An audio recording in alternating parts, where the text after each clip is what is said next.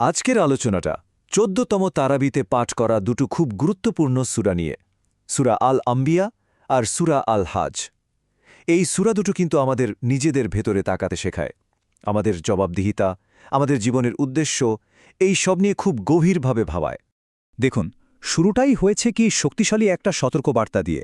বলা হচ্ছে হিসাবের সময় একদম কাছে চলে এসেছে, কিন্তু মানুষ যেন কোনো কিছুর তোয়াক্কাই করছে না, উদাসীন হয়ে মুখ ফিরিয়ে নিচ্ছে।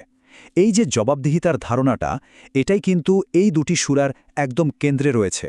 তো যখনই কোনো ঐশী বার্তা বা সতর্ক বাণী আসে, তখন মানুষের প্রতিক্রিয়াটা কেমন হয়? প্রায়শই দেখা যায় একটা বড় অংশ সেটাকে অবিশ্বাস করে, এমনকি উপহাস করে উড়িয়ে দেয়। লোকেরা ঠিক কি উপায়ে এই বার্তাগুলো প্রত্যাখ্যান করত?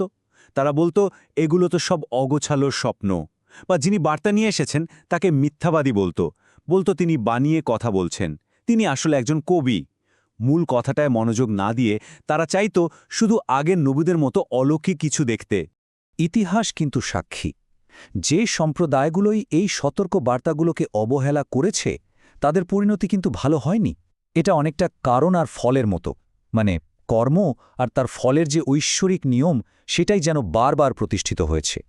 মানুষের এই যে উদাসীনতা, এই যে অবিশ্বাস, এটার মোকাবেলা করার জন্যই কিন্তু আল্লাহ যুগে যুগে নবী রাসূল পাঠিয়েছেন। আর মজার ব্যাপার হলো তাদের প্রত্যেকের মূল বার্তা কিন্তু একই ছিল। আর এই ধারায় নবী ইব্রাহিম আলাইহিসসালামের গল্পটা বিশেষভাবে গুরুত্বপূর্ণ। তিনি শুধু বিশ্বাসই করেননি, তিনি সমাজের যে প্রচলিত প্রথা, মানে মূর্তি পূজা, সেটার বিরুদ্ধে একেবারে রুখে দাঁড়িয়েছিলেন। তার যুক্তি আর সাহস কিন্তু এক অসাধারণ দৃষ্টান্ত। ইব্রাহিম আলাইহিসসালাম কি দারুণভাবে তাদের যুক্তিকেই তাদের বিরুদ্ধে ব্যবহার করলেন, ভাবা যায়? তিনি মূর্তিগুলো ভেঙে শুধু সবচেয়ে বড়টাকে রেখে দিলেন। আর যখন সবাই তাকে ধরল, তিনি শান্তভাবে বললেন, আমাকেই বা কেন জিজ্ঞেস করছো? ওই বড় মূর্তিটাকেই জিজ্ঞেস করো। আর তখনই তো তারা নিজেদের জালে নিজেরাই ফেঁসে গেল, কারণ তারা স্বীকার করতে বাধ্য হল যে আরে মূর্তি তো কথাই বলতে পারে না। ব্যাস, তাদের বিশ্বাসের ভিত্তিটাই তো নড়ে গেল। আর শেষে যখন তাকে আগুনে ফেলা হলো আর আল্লাহর হুকুমে সেই আগুন তার জন্য নিরাপদ হয়ে গেল, তখন তো তার বিশ্বাসটাই সত্যি বলে প্রমাণিত হল। আর দেখুন, ইব্রাহিম আলাইসাল্লাম কিন্তু একা ছিলেন না। সূরা আল আম্বিয়াতে নূহ আলাইসাল্লাম, দাউদ ও সুলাইমান আলাইসাল্লাম, আইয়ুব আলাইসাল্লাম থেকে শুরু করে ইউনুস আলাইসাল্লামের মতো আরও অনেক নবীর কথা বলা হয়েছে। এর মানে কি? এর মানে হল এক আল্লাহর এবাদতের এই বার্তাটা কোনো নতুন কিছু নয়, বরং এটা একটা প্রাচীন এবং অবিচ্ছিন্ন একটা ধারা। আচ্ছা, নবীদের ইতিহাস তো একটা প্রমাণ, এর বাইরেও কিন্তু আল্লাহর একত্বের প্রমাণ আমাদের চারপাশের প্রকৃতিতেই ছড়িয়ে ছিটিয়ে আছে। এখন প্রশ্ন হল, যদি কেউ নবীদের ঐতিহাসিক বর্ণনায়ও সন্তুষ্ট না হয়, তাহলে তাদের জন্য প্রকৃতিতে আর কি প্রমাণ রাখা হয়েছে? এই আয়াতটা দেখুন, কি অসাধারণ। এখানে মহাবিশ্বের সৃষ্টি আর প্রাণের উৎস নিয়ে কথা বলা হচ্ছে। বলা হচ্ছে আকাশ আর পৃথিবী একসময় একসাথে জোড়া লাগানো ছিল, তারপর তাদের আলাদা করা হয়েছে, আর সব প্রাণের সৃষ্টি হয়েছে পানি থেকে। এটা নিয়ে একটু ভাবলেই কিন্তু মাথা ঘুরে যায়। এখানেই শেষ নয়, আরও অনেক নিদর্শন আছে। যেমন পৃথিবীতে পাহাড় স্থাপন করা হয়েছে যাতে তা স্থিতিশীল থাকে, কাঁপে না। আমাদের মাথার উপরের আকাশটা একটা সুরক্ষিত ছাদের মতো। আবার এই যে রাত আর দিন কি নিখুঁতভাবে একটার পর একটা আসছে, আর সূর্য আর চাঁদ দুটোই কিন্তু নিজেদের কক্ষপথে ভেসে বেড়াচ্ছে। এই সব কিছু কি কোনো এক মহাপরিকল্পনাকারী ছাড়া সম্ভব? এই জীবনের এত সব নিদর্শন আমাদের আসলে একটাই কথা মনে করিয়ে দেয়, পরকালের কথা, যেখানে আমাদের সব কাজের চূড়ান্ত হিসাব হবে। সূরা আল হাজ্জের শুরুটা কিন্তু বেশ ভয়াবহ। কিয়ামতের দিনটাকে এমন এক ভূমিকম্পের সাথে তুলনা করা হয়েছে যা এতটাই তীব্র হবে যে মানুষ দিকবিদিক জ্ঞানশূন্য হয়ে পড়বে। মায়েরা তাদের দুধের শিশুকে ভুলে যাবে, গর্ভবতী নারীদের গর্ভপাত হয়ে যাবে।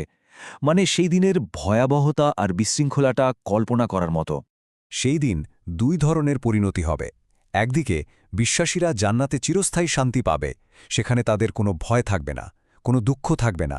আর অন্যদিকে অবিশ্বাসীদের জন্য অপেক্ষা করবে এক ভয়ঙ্কর শাস্তি, আগুনের তৈরি পোশাক, মাথার উপর ফুটন্ত পানি আর লোহার হাতুড়ির আঘাত। এই যে আকাশ-পাতাল পার্থক্য, এটাই কিন্তু আমাদের কর্মের পরিণতি সম্পর্কে একটা খুব স্পষ্ট বার্তা দেয়। বিশ্বাস আর জবাবদিহিতার এই যে বড় বড় ধারণাগুলো, এগুলো কিন্তু হজের মতো বাস্তব কিছু কাজের মাধ্যমে পৃথিবীতে প্রতিষ্ঠা পেয়েছে। এই প্রাচীন তীর্থযাত্রাটা সেই বার্তাগুলোকেই যেন বাস্তবে রূপ দেয়। আর হজের কেন্দ্রবিন্দু কি? সেটা হলো কাবা। এটা হলো মানবজাতির জন্য তৈরি প্রথম ইবাদতখানা, যা নবী ইব্রাহিম আলাইসাল্লাম তৈরি করেছিলেন। এটা কিন্তু সারা বিশ্বের মুসলমানদের জন্য একতা আর এক আল্লাহর উপাসনার এক জীবন্ত প্রতীক। ইব্রাহিম আলাইসাল্লামকে নির্দেশ দেয়া হয়েছিল যেন তিনি পুরো মানবজাতিকে হজের জন্য ডাকেন। এর উদ্দেশ্যটা কি? উদ্দেশ্য হল পৃথিবীর নানা প্রান্ত থেকে মানুষ আসবে, এক জায়গায় জড়ো হবে, আল্লাহকে স্মরণ করবে, কুরবানি দেবে, আর সেই মাংস থেকে অভাবীদের খাওয়াবে। এটা তাই শুধু একটা আধ্যাত্মিক যাত্রা নয়, এটা একটা বিশাল সামাজিক আর অর্থনৈতিক মিলনমেলাও বটে। তবে একটা খুব জরুরি কথা হলো, কোরবানির মূল উদ্দেশ্য কিন্তু পশুর রক্ত বা মাংস নয়। আসল জিনিসটা হলো তাকওয়া, মানে আল্লাহর প্রতি ভয় আর ভালোবাসা মেশানো এক গভীর সচেতনতা। আমাদের মনের এই ভক্তিটাই আল্লাহর কাছে পৌঁছায়, মাংস বা রক্ত নয়।